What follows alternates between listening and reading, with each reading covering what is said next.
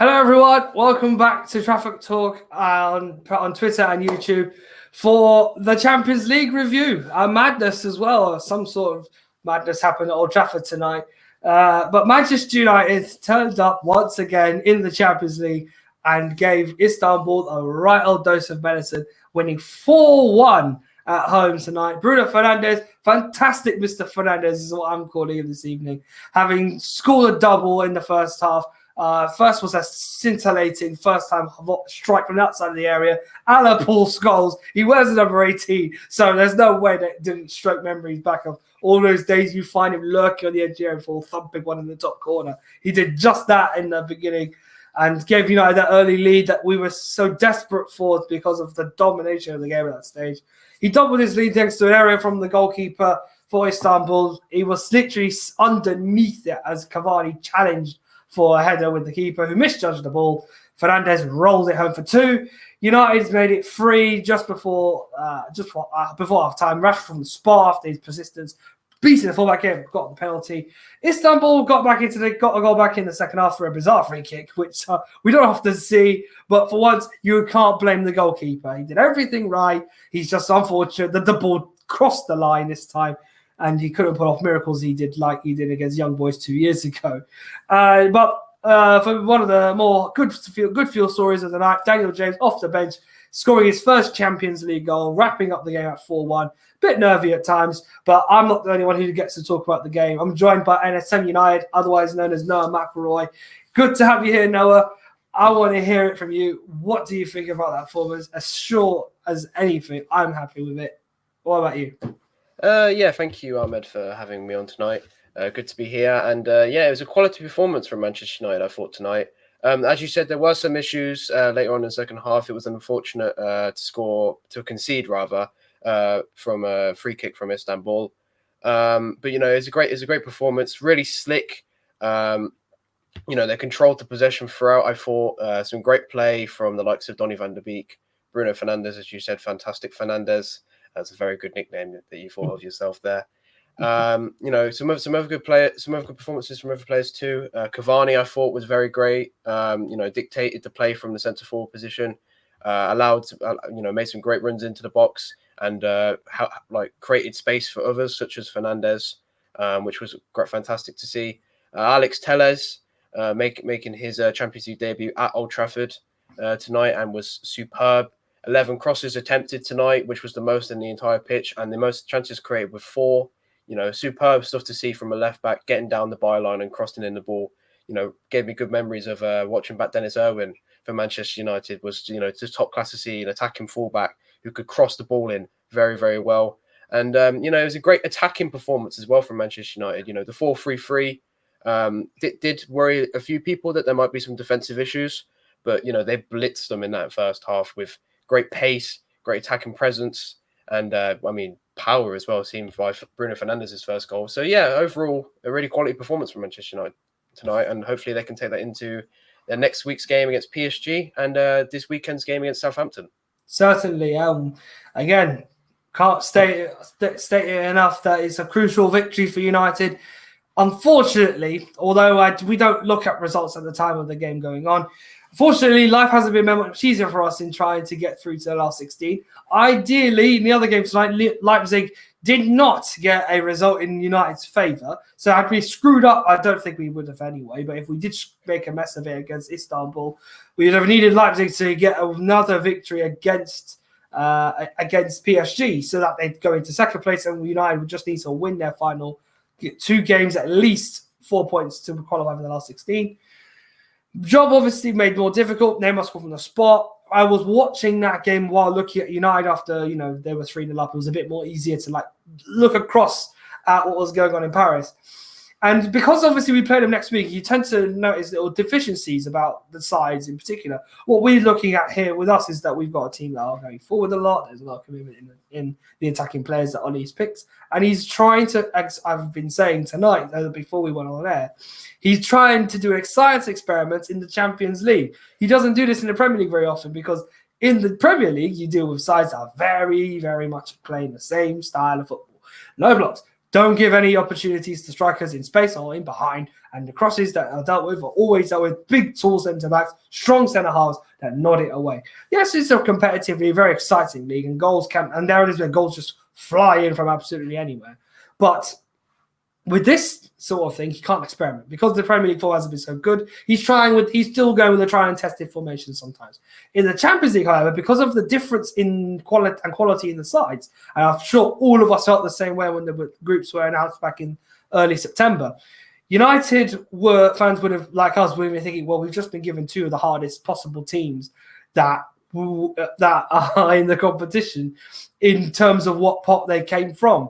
In terms of champions, we had a team that got to the final in PSG. We had the team that got to the semi-final in pot 3, and then champions of Turkey in pot 4. And in any case, so it must have been nightmares. But then winning our first game, winning our second game, yes, we had a massive, downturn against them in Istanbul. And now we've got 3 wins with a massive goal swing in our favour. So at the moment, we also have, more importantly, wins over both sides. And head-to-head does come into is a big thing in the Champions League, as for UEFA like to make it tricky to get through the group stage. So we have that at the moment. With next week in mind, before we do turn our attention to Southampton, but with next week in mind, will we see this team again, or will we see Oli go back to the system that he exampled in Paris? We are bearing in mind, very unfortunately, losing Axel Tuanzebe. On that night, he was immense. But because of, in any case, a soft foul, which led to him getting booked and meaning he will miss the next game because of an accumulation of 2 yellow cards, we will be losing pace in our back line. So will Oli go with a try and test his system that he trusted in Paris, minus Axel, because obviously that pace is important? Or will he do what he did tonight? Go full frontal attack and try and suppress PSG as much as possible to a point where they can no longer really attack and have to rely on their defense to bail them out.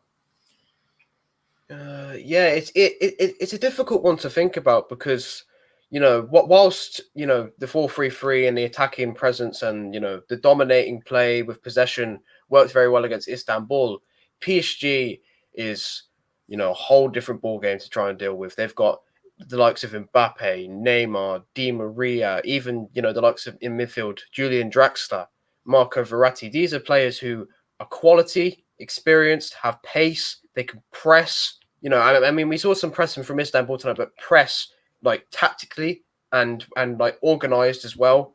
So I think whilst I would love to see Manchester United use the 4-3-3 at home against PSG, I think it might be a bit too risky, especially as we were seeing later on today in the second half. Istanbul were putting the pressure on our back four. We were getting a bit nervy, and I think that with the quality attackers that PSG have, they'll take advantage of that and they'll make us pay. So I think for Ole Gunnar Solskjaer, he should probably go back to the system that worked so well last time, the 3-4-1-2 with the 2 wing backs. Obviously, Alex Telles should be able to play hopefully next week against PSG, and he played fantastic the first time when he made his Manchester United debut.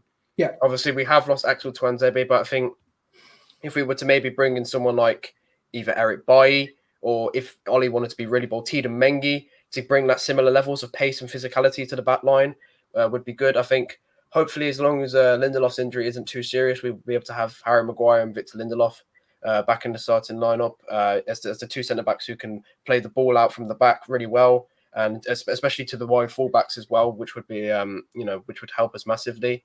I think Aaron Wan-Bissaka, to give us that defensive coverage, obviously as Alex Telles, as we saw tonight, likes to get up and down the byline and put some crosses into the box. So I think a 3-4-1-2 would work best. You could also have the same midfield of Bruno Fernandes, Fred, and Van der Beek that would still be able to work as well, because you've got that extra defensive coverage, which I think Ole Gunnar Solskjaer did seem to like tonight. For the midfield, especially Van der Beek, who was very Carrick-like, I will say. He really dictated the play. He played some fantastic passes. He just looks such a clever player, and he looks like someone like Fred or Bruno would just love to play alongside. Because he's so intelligent. He knows where the strikers and the midfielders want the ball, in what kind of area. And I think he would work wonders against PSG next week.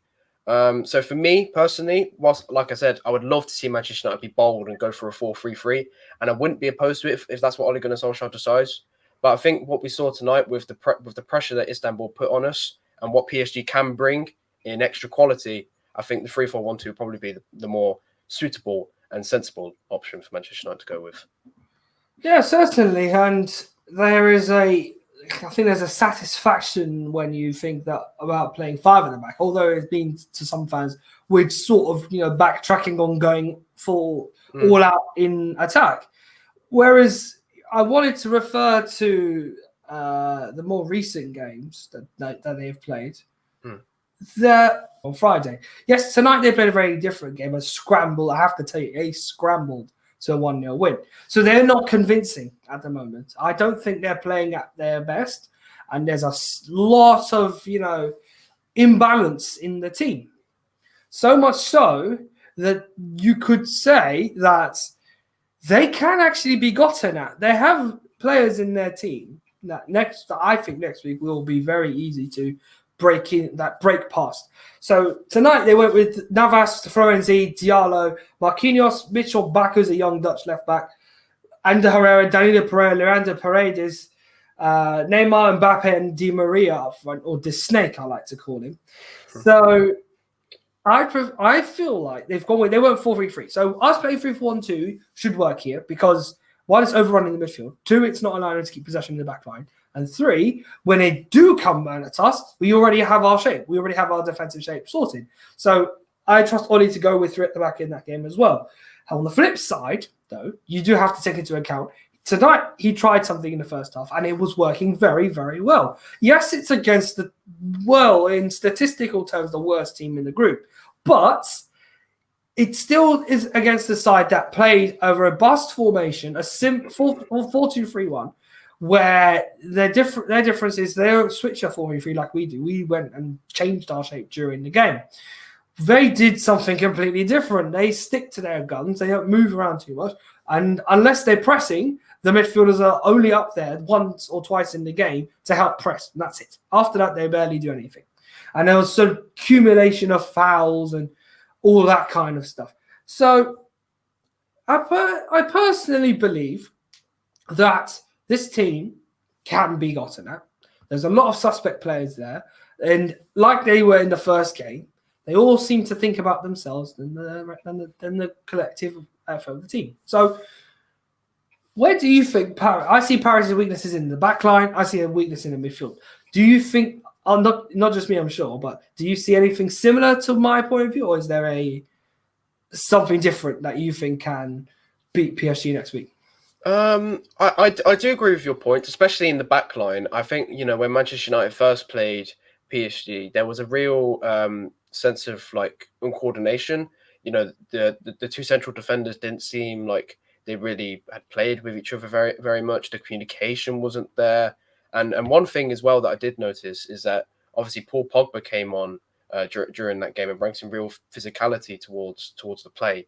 And the two centre backs, I know Marquinhos can be quite strong, but if they went with someone like Diallo or even Kehrer, the young German centre back, they're quite fragile and they don't lack that kind of backbone to fend off like an aggressive player like Paul Pogba, Edison Cavani, even Marcus Rashford has some good aggression when it comes down to certain situations. Yeah, and I do agree that they can get caught out like that. I mean, we even saw that when we made the marvelous comeback against PSG.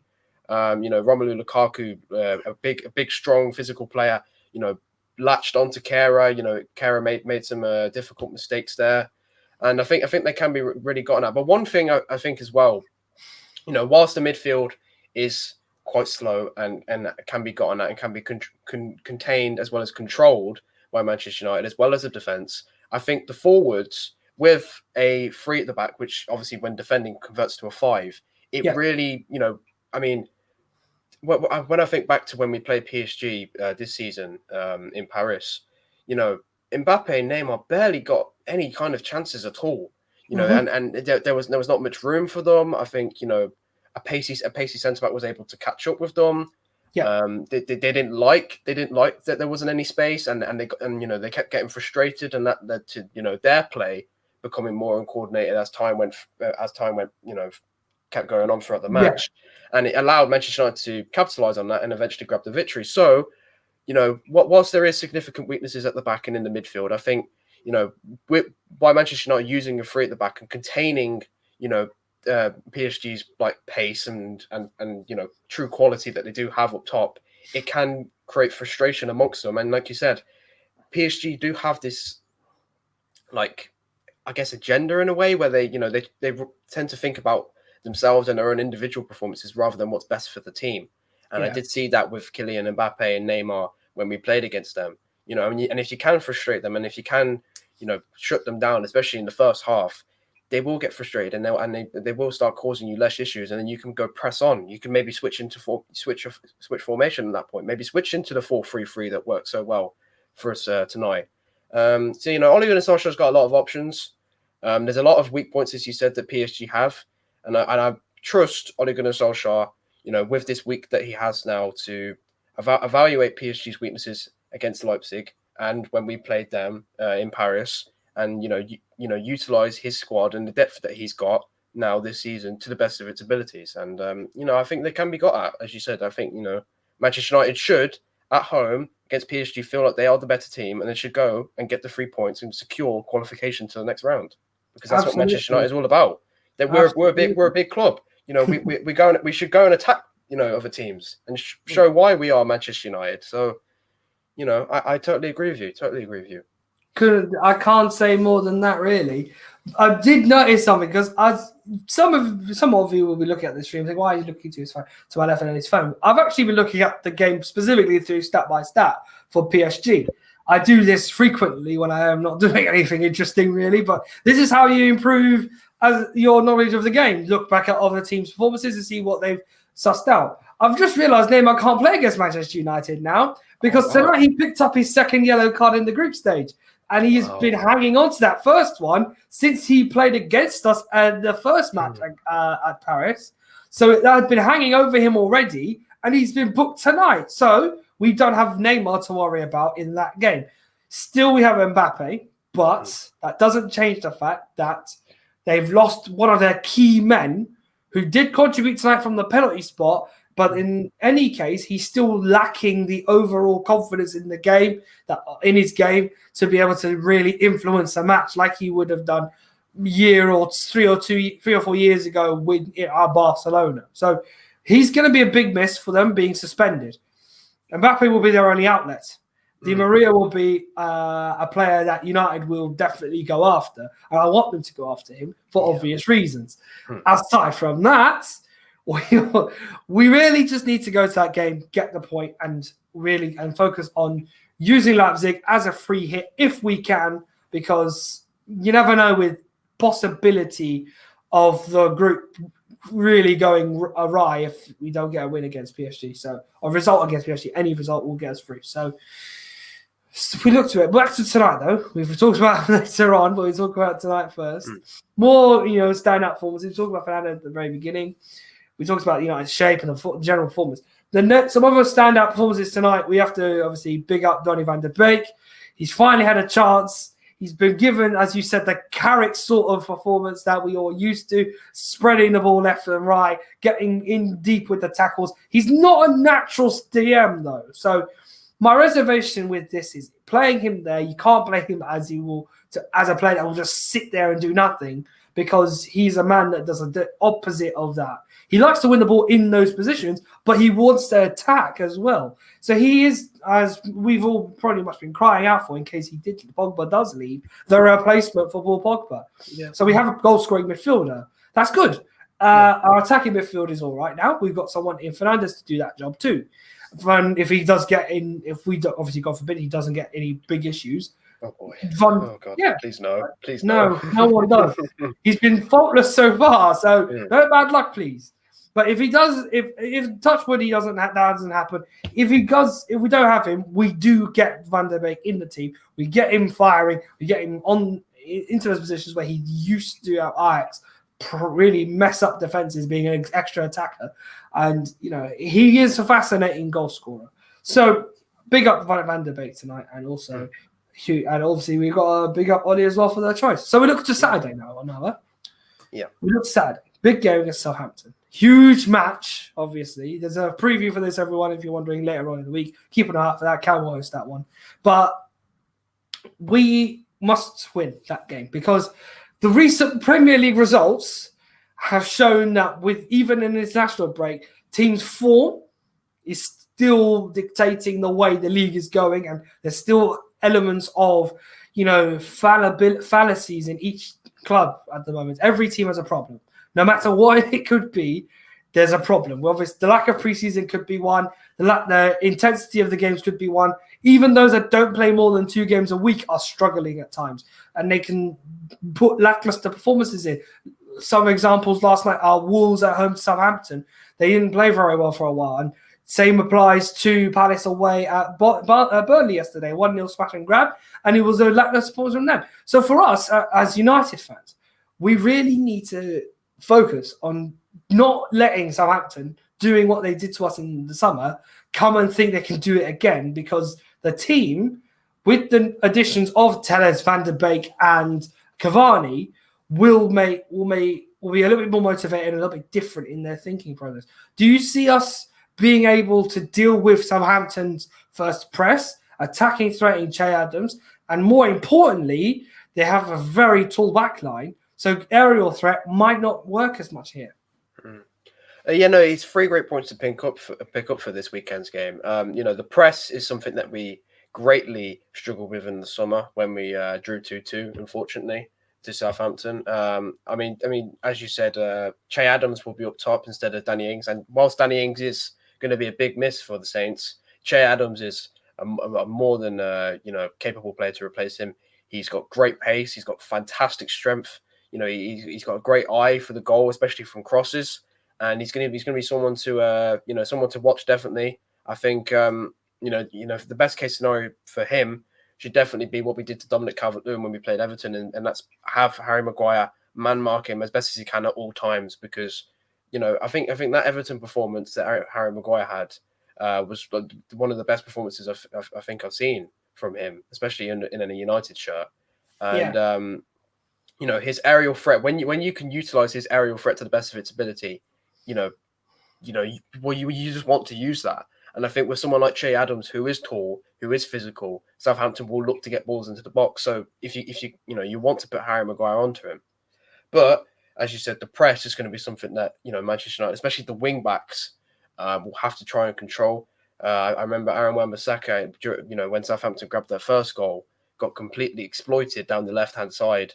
From the true pace that Southampton can bring, and Hassan Huttl is drilled into that team. And that's one thing as well. Hassan Huttl is a great coach. He has such a good system that he'll be able to swap, interchange a player for another player, he'll make it work. So United, desperately need to control the press as much as they do. And I think Wan-Bissaka will have a good job there. I think maybe someone like Eric Bailly could be useful to come in as well, because not only has he got great pace and physicality, but he has very good stamina, and he can do that all 90 minutes. And I think just to control that high levels of pace and press that Southampton can bring would be a good shout. What else did you say? There was the press. I was talking about, obviously they've got the aerial threat at the back, not only from corners but as we can attack them. And we covered Che. So you covered 2 of those. It's just the aerial threat, really. Yeah, the aerial threat at the back. Yeah, because I remember last season when we went to Southampton, and I think it was a 1-1 draw. I think Daniel James, funnily enough, got the first goal, but Vestergaard got the equaliser for Southampton. And Southampton do really possess some tall, physical defenders that are very hard to get past. So I think Manchester United's best approach will be attack them with pace. They do have some great height. Southampton, some that can be particularly difficult for some players. Someone like Edinson Cavani, who does thrive off crosses into the box. So I genuinely think that Martial would probably be my best choice up front. I think Marcus Rashford on the left would be a good shout. Or if Ollie sees some confidence in Daniel James after tonight's goal, he may seek to put Marcus Rashford on the right, as he did have a great game on the right tonight, and Daniel James on the left to really, come in from the wide play and just get in behind Southampton's defenders, because with that pace that Rashford and James can bring, it can really hurt any defenses. And I think if the crosses, sorry to interrupt, but if the crosses, that obviously because they would be providing crosses. If you had someone like Martial, would be quick balls across the line and simple tap-ins that Ole Gunnar Solskjaer has, been working on with the likes of Anthony Martial, Mason Greenwood, and obviously he probably will be working on with Edison Cavani, even though he doesn't need that much because he's such a talented striker. But I think me personally, that would be the best way to break down Southampton's height. Not target or utilize the height too much, but get in behind with pace and hurt them. Yeah, fair enough. That for me. It's a good few ideas you've come up with there. I'm just looking also at their injured players. They haven't got Mohamed Salisu, who is new signing. He did very, very well in the early stages of the season. That tall, combative player from Real Valladolid in Spain. He's one of the up and coming stars in that team, man. I really think if he played, he has potential to sort of do that job for Fabinho, Kante, and do in the league. While Oriol Romeu is a bit suspect at times, he might be someone you can get. You can cheap foul from him. I remember he clattered Mason Greenwood in the summer match, and he wasn't. Literally no foul, no red card. VAR checked it, didn't even give him a thing. I thought that's a blatant red card. Shocking decision. Nets Webb is also injured, and so is Danny Ings, as we've already covered. So James Ward-Prowse will obviously play. He's a massive threat, not only from the free kick, which we've learned tonight isn't always easy to defend, but not just easy. Is he that good for free kicks? He's got a wicked set piece delivery. He is one of, in terms of English players, the best players with a wand on his right foot. So he's been called up. He's been called up by Southgate. Yeah. Exactly. He's been called up for that because he's got that ability to win the balls at his feet, not only to spray it around the pitch, but he's also got that fantastic crossing ability, which has been a great benefit to Southampton. So he will definitely be someone to watch. And just quickly again, we have to, while we're focusing on our opponents on Saturday, because obviously we're doing some job, this is the Southampton side that haven't lost in a long time as well. Yeah. They are really stringing results together. Since Tottenham beat them 5-2 at home, it's been wins to Burnley, West Brom, Everton, Aston Villa, and Newcastle, with draws to Chelsea and Wolves away from home. So these are games. Majority of them, the Everton one when they were flying in the league, Chelsea when they were I think that they were not at their best, but that's still Chelsea. They're still a team that can one day turn up and rip a team apart. And then you have Aston Villa, who were also flying in the league at the time, doing really well after their start to the season. And then drawing with Wolves, having been in front, of course. They did concede a cheap goal. Having been in front, though, in their game against Wolverhampton. This is a team that are unbeaten in 7 in the Premier League and currently holding fifth in the table.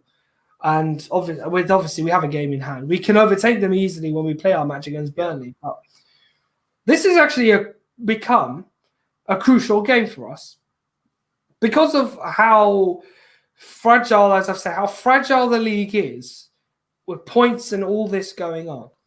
How we've played tonight against Istanbul, taking that into consideration, we definitely need to put a strong effort out against Southampton, and it will take a lot for them to break. It'll take a lot to beat this team. So for me, it's a Sunday game as well, so it means we have a little bit more rest on the after this game, from this game, and be ready for Wednesday. Yeah, it's crucial that we get a result here. It's crucial we win. Ideally we win. But it's a game where you now need to, I think, having convincingly won tonight, you have to take a step back here and think, unbeaten in 7 in the Premier League and they are looking like a serious threat. So I don't think this is going to be a foregone conclusion here. No, I have to be honest with you. Yeah, no. I can see that, and I think I do agree that probably Ole Gunnar Solskjaer should say that to the players, and say that in is pre-match and 1-2 days away from the game. Just this isn't a Southampton that got beat by Leicester 9-0. This is far from that. This is a team that is organised. They have a great manager who has that great Gegenpressing pressing. I believe the tactic is that's used by so many top quality German managers. Yeah, and it's caused so many issues for so many teams, as we've seen with their great performances in the Premier League this season. But he can also switch it up. I'm positive. I've seen Southampton switch to a 5-back and like absorb possession and absorb attacking play. They've used multiple other tactical ideas as well. And this is a team with new signings like Theo Walcott, who seems to be flourishing at his old club. I believe he scored against Wolves yesterday. He did score against Wolves. He did. And as I said, Che Adams is a big threat. Ward-Prowse with some quality, set piece specialists, from corners and free kicks. And obviously free kicks is something that we'll probably need to watch out for, and Ole will probably work on with David and maybe the defenders and the midfielders who are in the wall to make sure that doesn't happen against someone like Ward-Prowse. And Manchester United need to be careful of their defense as well, because Vestergaard is such a dominant physical player who will just sweep anything you put in the hair. Put in the air. But I mean, Vestergaard will control it with his hair. The great thick hair that he's got. A lot on it, to be honest. Yeah. I remember when I saw him when we played last season at Southampton. And just is 6'4", maybe even taller than 6'4". Yeah, 6'7", exactly. Just giant physical, just presence that nobody could get past, and he even scored the goal. To equalize for them, and it was he's a real danger for Manchester United, and that's why I think it would be best to utilize pace to probably get around that weakness, because he is quite slow. He's very similar to like a Mertesacker kind of defender, but Southampton have can cause us real issues, and they've done so against some quality opposition. So it won't be a walk in the park, but from Manchester United's performance that we've seen tonight. The decent but gritty performance we saw against West Brom, the ones that we saw against Everton and Newcastle as well. I think Manchester United can go there, and we can get the win.